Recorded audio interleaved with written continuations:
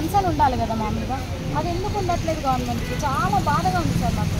ఈరోజు మేము గవర్నమెంట్కి అగెనిస్ట్ కాదు, మేము గవర్నమెంట్కి మేము చేయాలనే ఉన్నాము. నమస్తే తల్లి. ఏపీ రామారావు, ఏపీ ప్రజా సంఘాలు జేఏసీ మరియు కాంగ్రెస్ పార్టీ నాయకులు. సంతోషం. నేను ఈ అమ్మాయి ఏం చెప్పగలుగుతుందా అని అడిగాను. అన్నీ కరెక్ట్గా చెప్పింది అమ్మాయి. అంటే నాకు గవర్నమెంట్ స్థాయిలో ప్రతి స్టెప్పు, ప్రతి ఐఏఎస్, ప్రతి వ్యక్తి నాకు తెలుసు. వాళ్ళ రూమ్ నెంబర్ కానీ, వాళ్ళ ఛాంబర్ కానీ, వాళ్ళ పేషీ కానీ, వాళ్ళ వైఎస్డీ కానీ, వాళ్ళ డిపార్ట్మెంట్ కానీ, ఆ మినిస్టర్ కానీ, గవర్నమెంట్లో మొత్తం అందరూ తెలుసు నాకు. అందుకనే ఎవరితో చర్చలు జరిపారు, ఏం జరిపారు, ఇవన్నీ అడిగాను. క్లారిటీగా అడిగింది. అదే మమత ఒకసారి గట్టిగా మమతకు చెప్పలు కొట్టండి. ఎందుకంటే ఆ అమ్మాయికి ఉన్న పరిజ్ఞానం అద్భుతమైన పరిజ్ఞానం.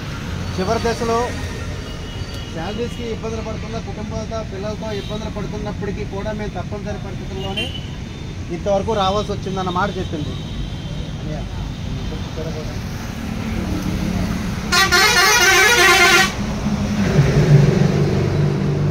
అయితే విషయం ఏంటంటే నాకు అర్థమైంది ఏంటంటే, మన దగ్గర 100 రూపాయలు ఉంటే, మన దగ్గర గవర్నమెంట్ ఆఫ్ ఆంధ్రప్రదేశ్లో 100 రూపాయలు ఉంటే 30 రూపాయలు జీతం రూపాయన పోతున్నాయి.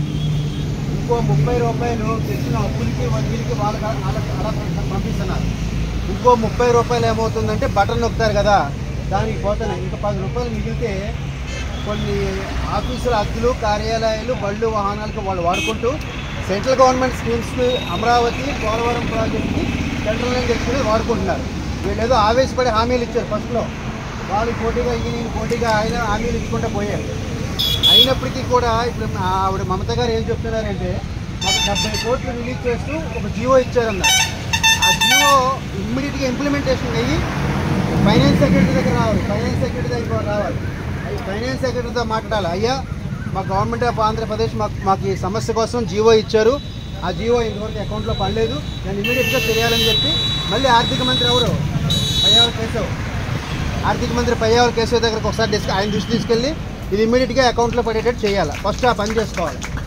ఇందులో 1, 2, 3, 4, 5 ఇందులో పాయింట్స్ వైజ్ వస్తున్నాయి. ఈ ఇన్సెంటివ్స్ కానీ, ఈ ఎఫ్ఆర్ఎస్ కానీ ఇవన్నీ ఉన్నాయి. ఈ స్టెప్ బై స్టెప్ స్క్రూటినీ చేసుకోవాలి. అందువల్ల ఇప్పుడు ఏంటంటే మీరు కొద్దిగా అర్థం చేసుకోండి.